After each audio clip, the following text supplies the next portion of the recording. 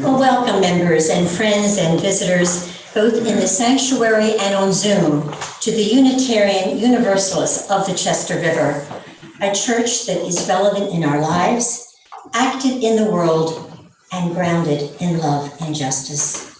Perhaps you join us this morning seeking community, seeing a familiar face.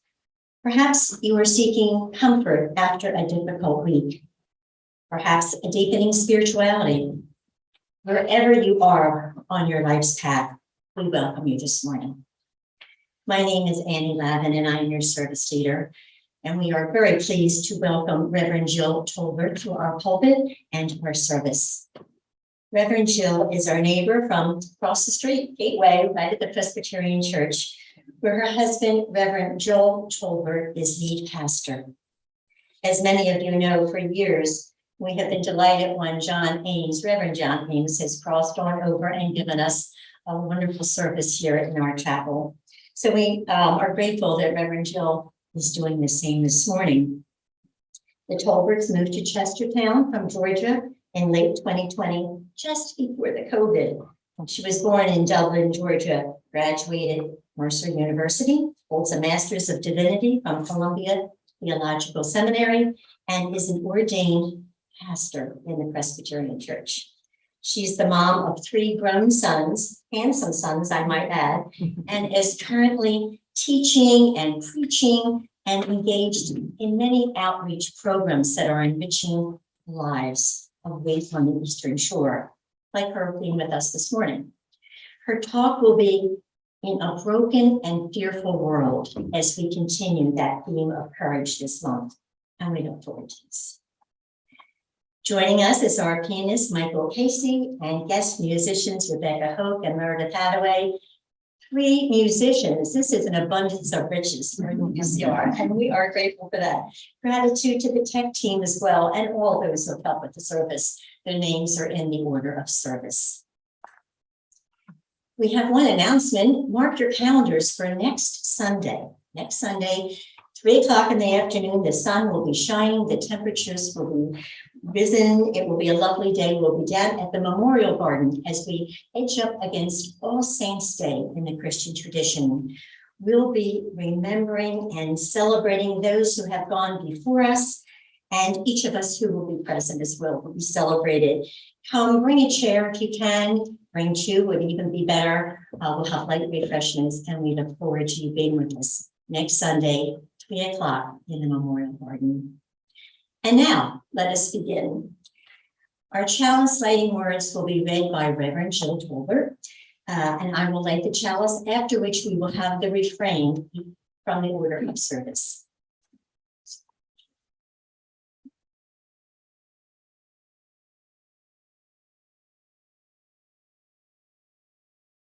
Out of the flames of fear, we rise with courage of our deepest convictions to stand for justice, inclusion, and peace. Out of the flames of scrutiny, we rise to proclaim our hope to heal a fractured and hurting world. Out of the flames of doubt, we rise to embrace the mystery, wonder, and awe of all there is and all that is yet to be. Out of the flames of hate, we rise with the force of love, love that celebrates our shared humanity. Out of the flames, we rise. And now let's join together with the words in your order of service. We light this chalice, the Lord, my life and all creation. We light this chalice for you.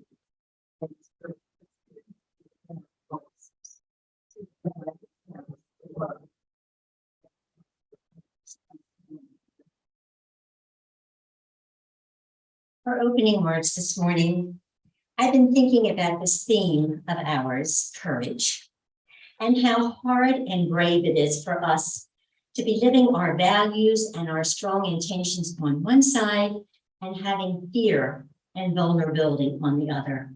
It takes courage. Remember a time when you acted with courage and how it felt right beforehand. You felt fear, right? Vulnerability. The Buddhist nun, Pema Chodron, in her book called When Things Fall Apart, tells a little story that I'd like her words to be my opening words with you this morning, as she speaks about the way out of fear. Once there was a young warrior. Her teacher told her that she had to do battle with fear. She didn't want to do that. It seemed too aggressive, too scary. It seemed unfriendly. But the teacher said she had to do it and gave her instructions for the battle. The day arrived. The student warrior stood on one side and fear stood on the other.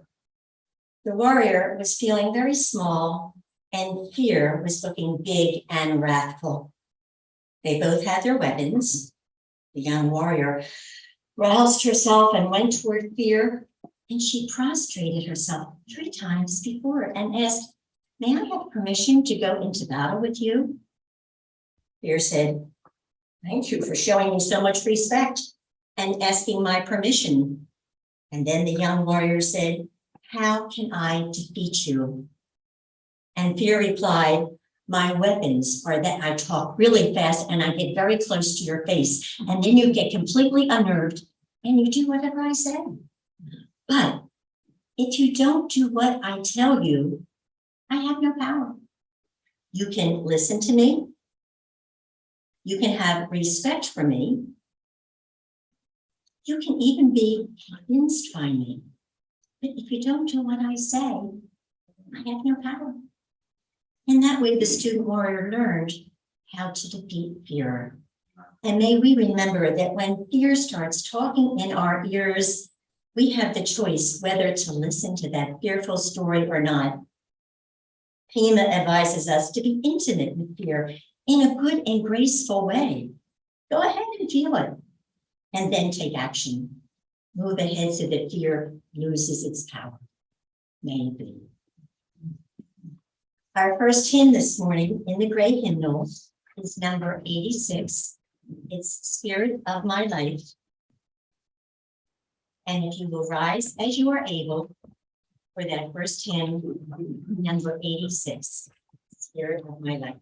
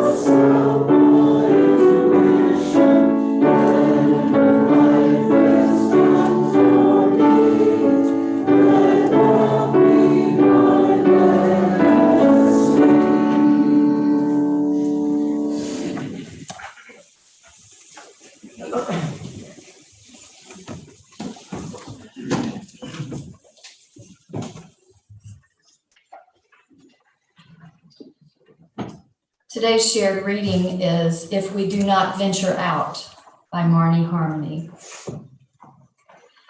If on a starlit night, with the moon brightly shimmering, we stay inside and do not venture out, the evening universe remains a part of life we shall not know. If on a cloudy day, with grayness infusing all and rain dancing rivers in the grass, we stay inside and do not venture out, the stormy, threatening energy of the universe remains a part of life we shall not know.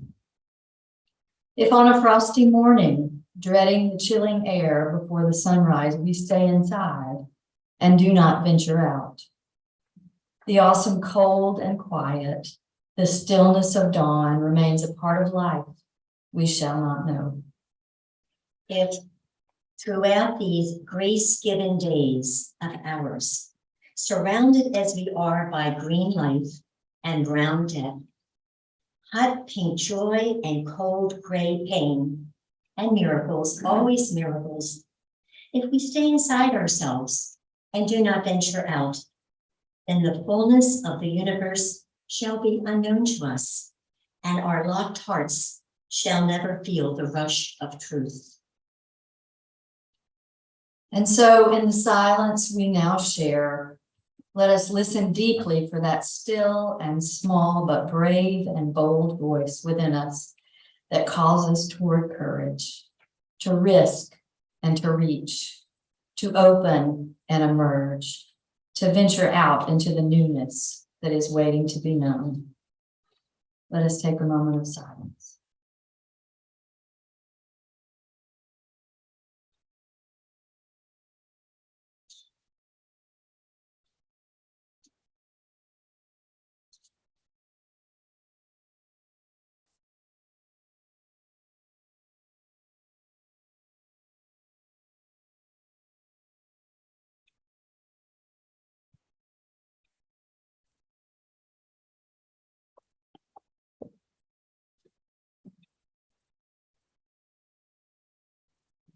Blessed be.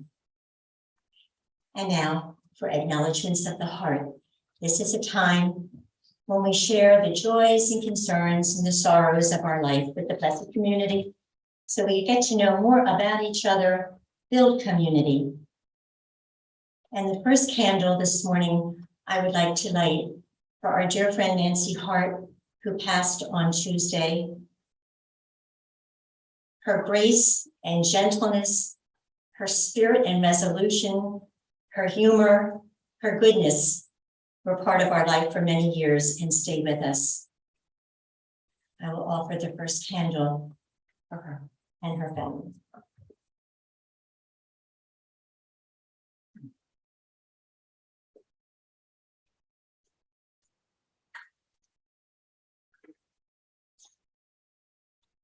And now if others have a joy or concern, would like to light a candle, I will do the lighting if you would like to speak into the mic.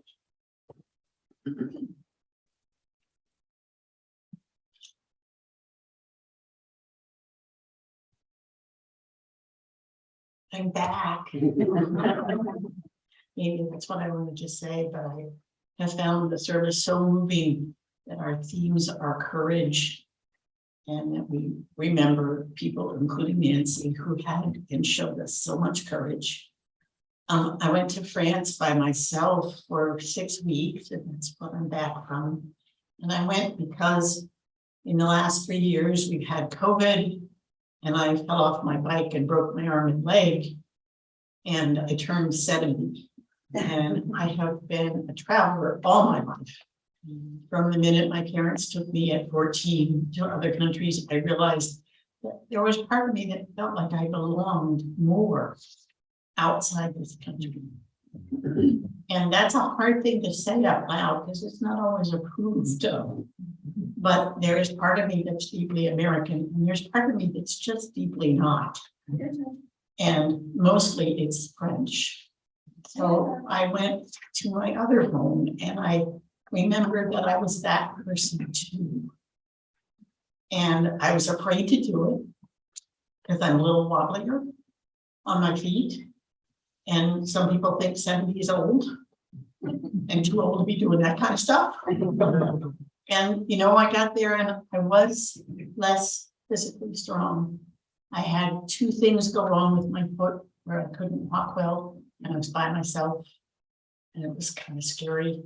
So Annie said, or Pina said, fear talks to you and you can even take its advice. And sometimes fear said, don't try to do those stairs without holding onto that banister. And I just remembered who I was. And I'm so deeply grateful that we have a time that we can move around. And I just encourage you, whoever you think you are, go find it. Whether it's travel or a hobby or giving in to grief. We're allowed to be more than one person.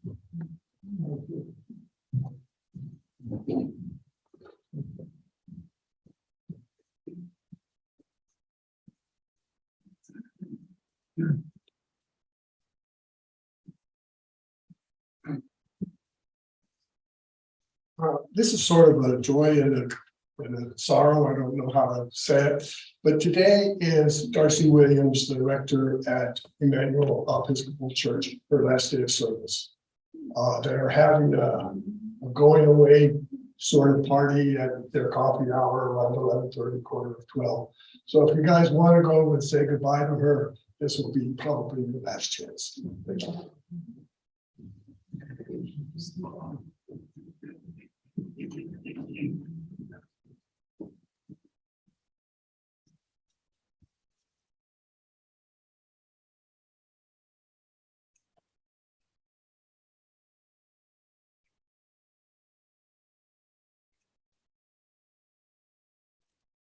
So I will lay the last candle for those joys and concerns and sorrows that remain in our heart unspoken. Have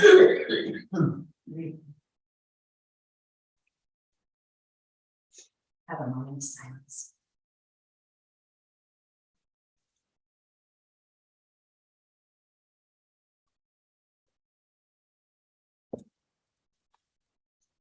Blessed be. And now we will have the offering. This is to support and sustain this place, which is so special to us, a place of memory and of hope, for we are now the keepers of the plain.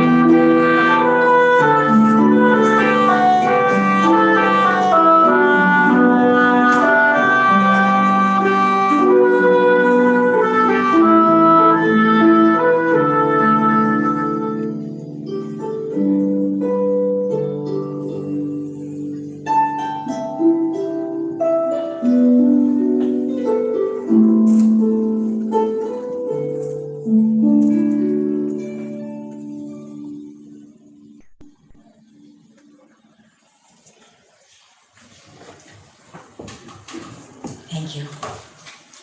And now we're having a responsive reading. This harkens back to pre-COVID days, and we did this all the time. It's in your great hymnal in the back. It's number 441. And it's entitled To Worship. And we'll start on your right side of the sanctuary with a response on this left. Number 441, To Worship. To worship is to stand in awe under the heavenly stars, out of the in sunlight or a rain of sand.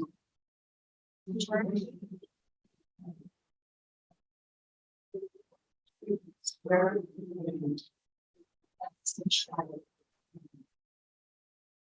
to worship is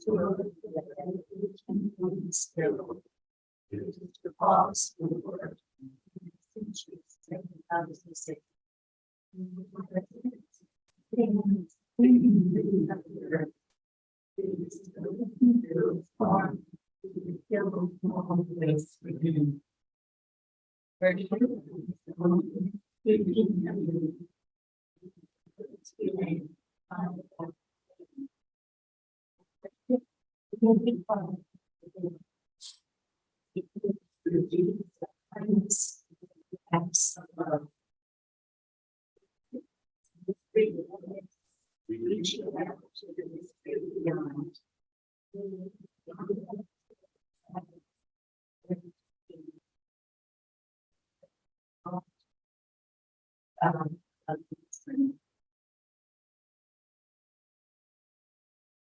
And now we welcome Reverend Jill Holden to our pulpit in a fearful and broken world. And we so look forward to this. Thank you. Thank you so much for having me.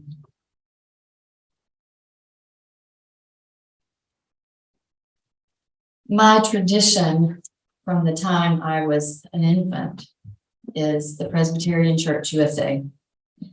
And in my tradition, we have a book of confessions that, along with our book of order, makes up our denominational constitution.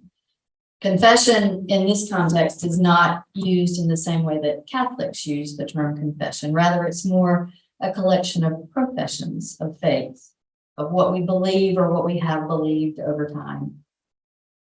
In these statements, we declare to our membership and to the world who and what our denomination is, what it believes, and what it resolves to do.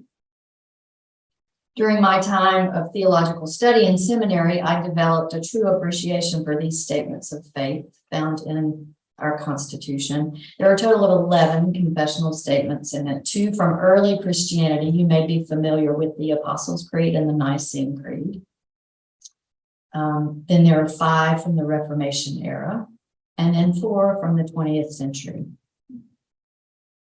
While I no longer hold on to many of the beliefs espoused in the confessions, particularly the earlier ones, I appreciate them for what they are, a conversation with the forebears of my particular faith tradition.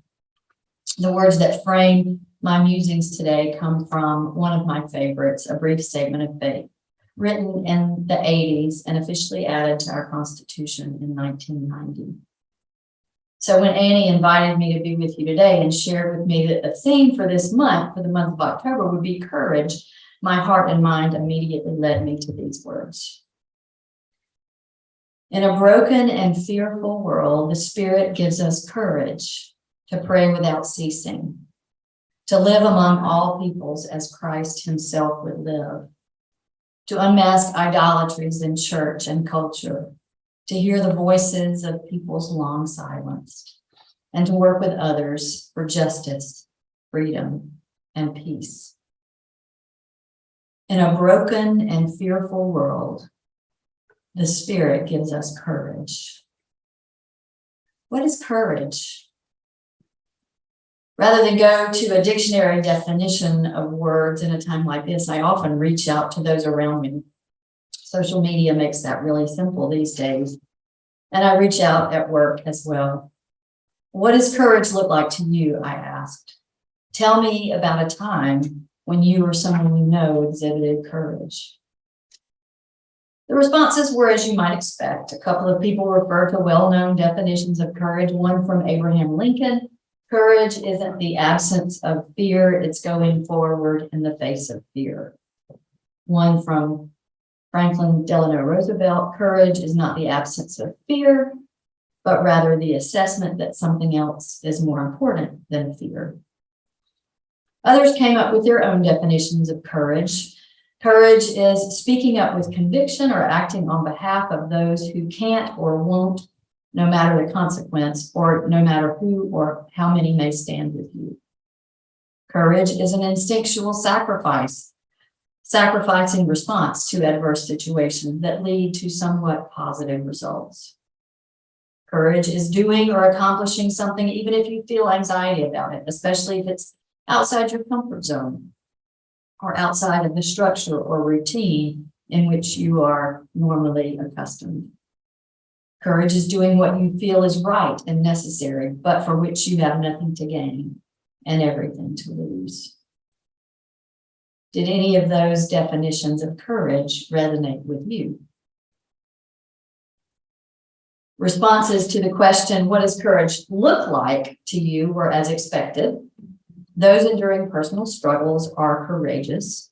Immigrants who come to this country seeking a better life are courageous. Those who fight cancer, those who serve in the military or a branch of law enforcement or as firefighters or teachers.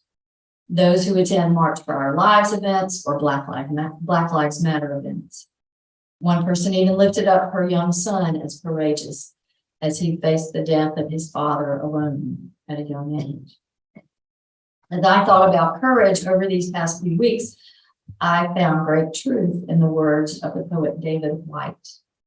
In his recent book, Consolations, White writes, "To be courageous is not necessarily to go anywhere or do anything, except to make conscious those things we already feel deeply, and then to live through the unending vulnerabilities of those consequences." In light of White's contribution to my inner conversation these past few weeks, I decided I resonated more with these definitions of courage, also lifted up by my informal poll. Courage is vulnerability. Courage isn't always shown in grand displays of action. Oftentimes, it's the little moments that have the biggest impact. Courage is not getting down or giving up when facing personal adversity, but being confident and determined that you will find a way to make things work. It is facing the challenges of everyday life, even when they feel insurmountable. Courage is those tiny little steps of action we take on a daily basis during a really rough time. Depending on what you're dealing with, doing laundry can be seen as an act of courage. Sending one email, making one phone call, even answering the question, "How are you?" honestly and truthfully. My friend Ruth calls these acts of micro courage. In my own life, just this week, I was witness to several acts of courage. None of them had anything to do with emergency situations or personal safety. They were just simple acts of vulnerability. I had a longtime friend contact me for support as she continues to struggle with her partner's alcohol addiction. Reaching out and telling your truth is an act of courage. Just yesterday morning, a friend texted me about her dad's recent diagnosis with Parkinson's disease, on top of the congestive heart failure, which is already plaguing him. Sharing bad news with someone and asking for prayers or encouragement is an act of courage. A former student sent me a Facebook message asking me how he should respond to a coworker who had miscarried for a second time. Admitting that you don't know how to do something well and asking advice from someone who might know a better way is an act of courage. White continues, "To be courageous is to seat our feelings deeply in the body and in the world. To live up to and into the necessities of relationships that often already exist, with things we find we already care deeply about, with a person, a future, a possibility in society, or with an unknown that begs us on and always has begged us on. Whether we stay or whether we go, to be courageous is to stay close to the way we are made." The brokenness of our world today is so evident. We yearn to act courageously, but we are afraid. We're afraid of the repercussions of our courageous acts. We're afraid of the vulnerability of relationships or the potential pain that they might bring. We fear the stranger. We fear those who are different. We fear those who don't look or sound or think like us. The late essayist and political activist Susan Sontag had this to say about fear. Fear binds people together, and fear disperses them.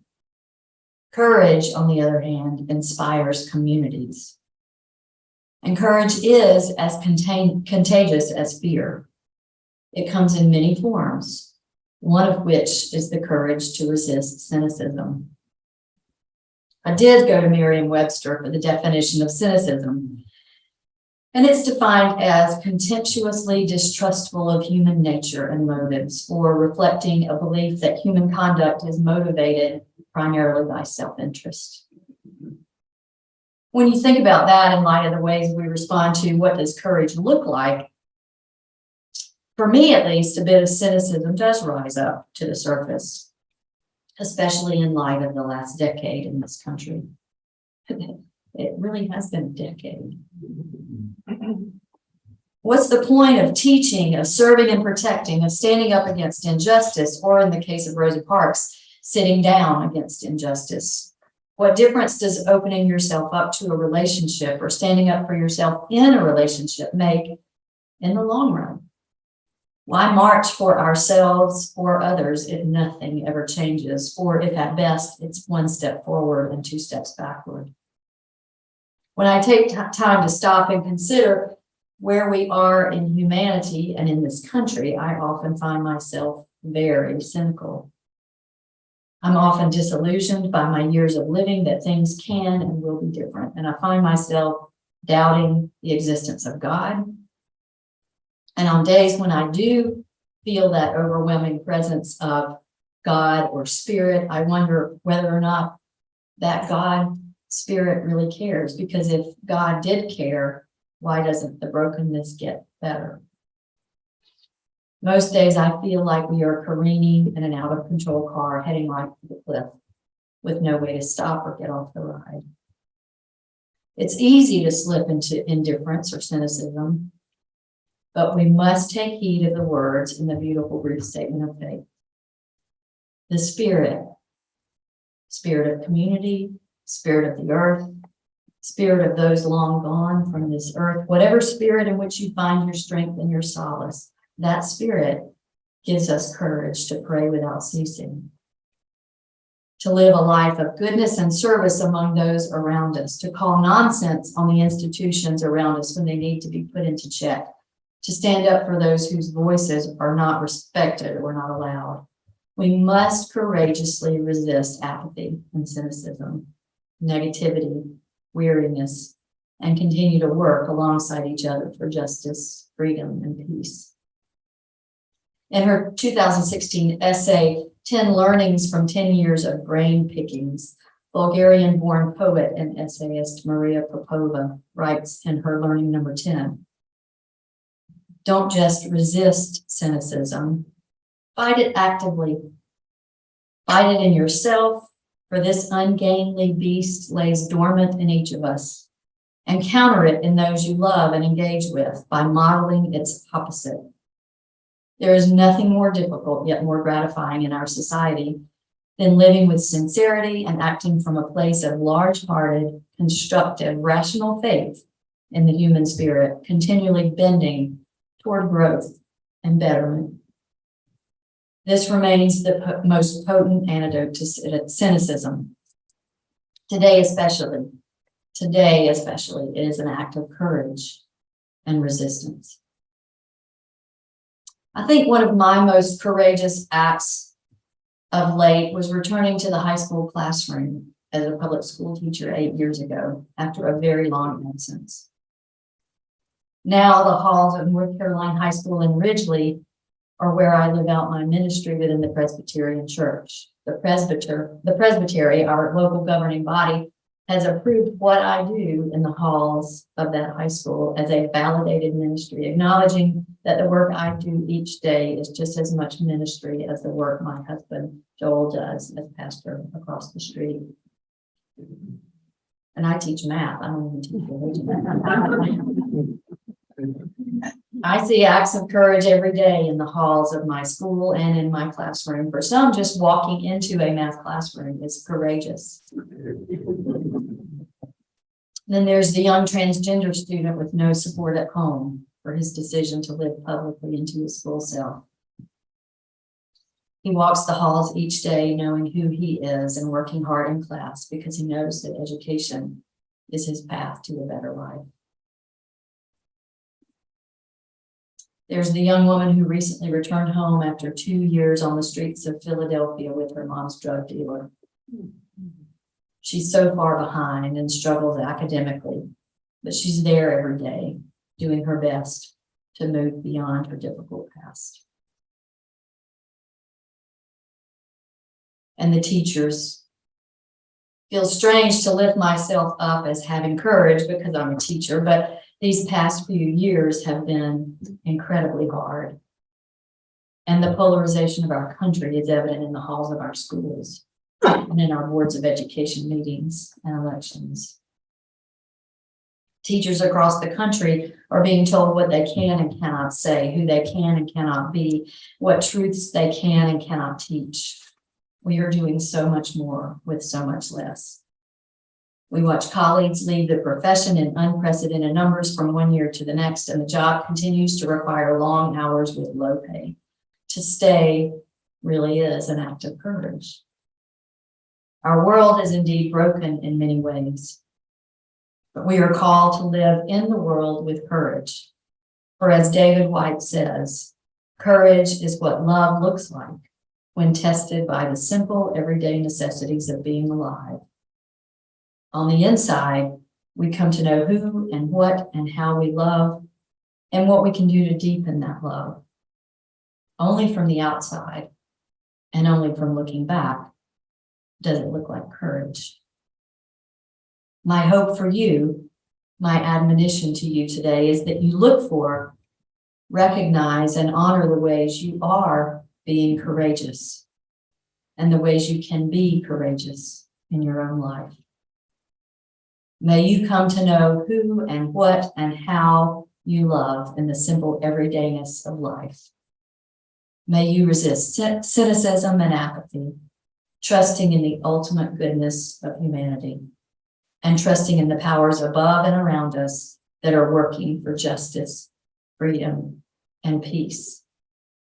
And to borrow again the words of David White, may you exhibit courage by staying close to the way that you were made.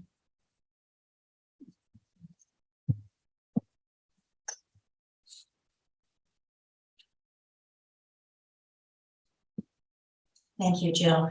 We'll have a few minutes for a discussion after we have our next hymn. It is "We'll Build a Land" in your gray hymnal, number 121. Stand as you are able.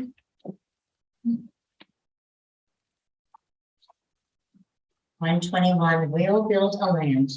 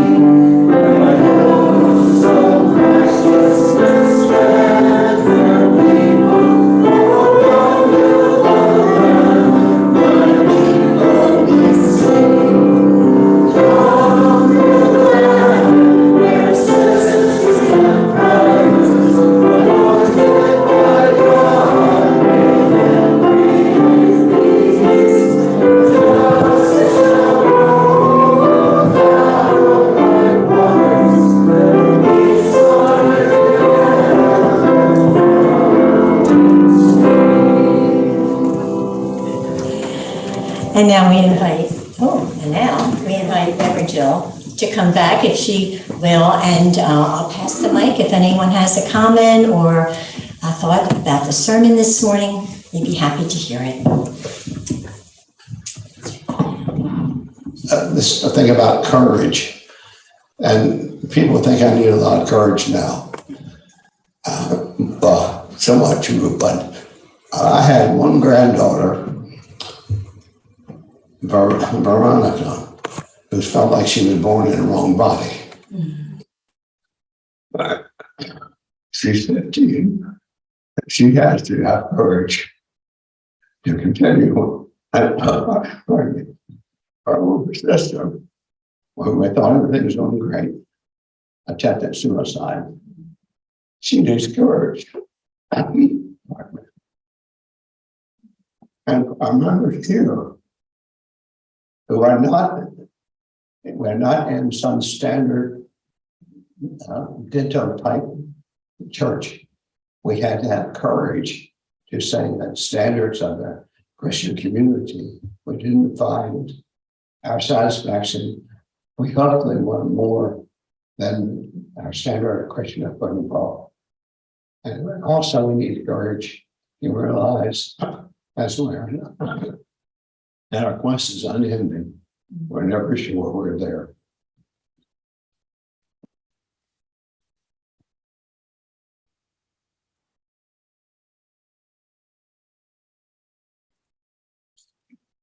That was so moving, and I think for guests, they might not know that Harry and David, they had lost their mother and wife this past week, so this was especially meaningful. I love the part when Jill reminded us that courage is what love looks like when you're working and you're going toward your dreams and your goals. It was really meaningful. Is that something to add? You've left us speechless. Did you have anything you wanted to add? You've given us so much this morning. And we so appreciate you coming here. Thank you so much for having me. Yeah. And to you, I think, just the fact that you are there with your grandchild, continue to be there with them and love them for who they are.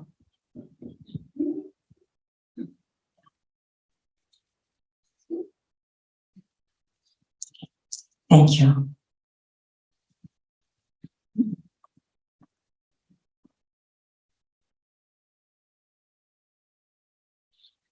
So on a slightly different note, our closing words this morning are by somebody you're going to remember, Shel Silverstein, remember, from Where the Sidewalks End. We surely read that to our little ones a long time ago. And he has a way of looking at courage through when he read about Alice in Wonderland. And here's his little short poem, which he does so well. He says about Alice, she drank from a bottle called Drink Me, and she grew so tall. She ate from a plate called Taste Me, and down she shrank so small. And so she changed and went forward while others did nothing at all. Here's to the courage to make changes as we work together to heal this hurting yet beautiful world. And now please join me as we extinguish the flame. The words are in your order of service. Extinguish this flame.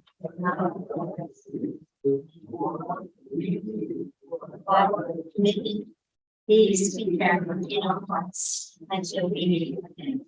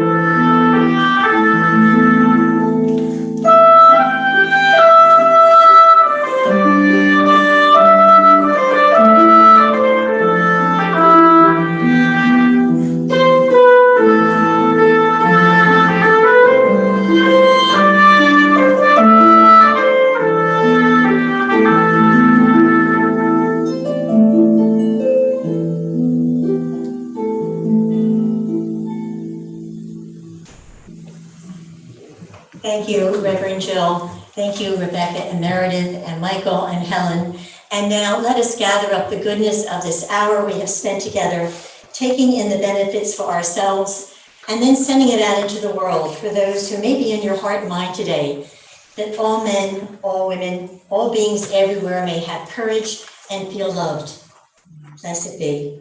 Please join us for coffee and fellowship.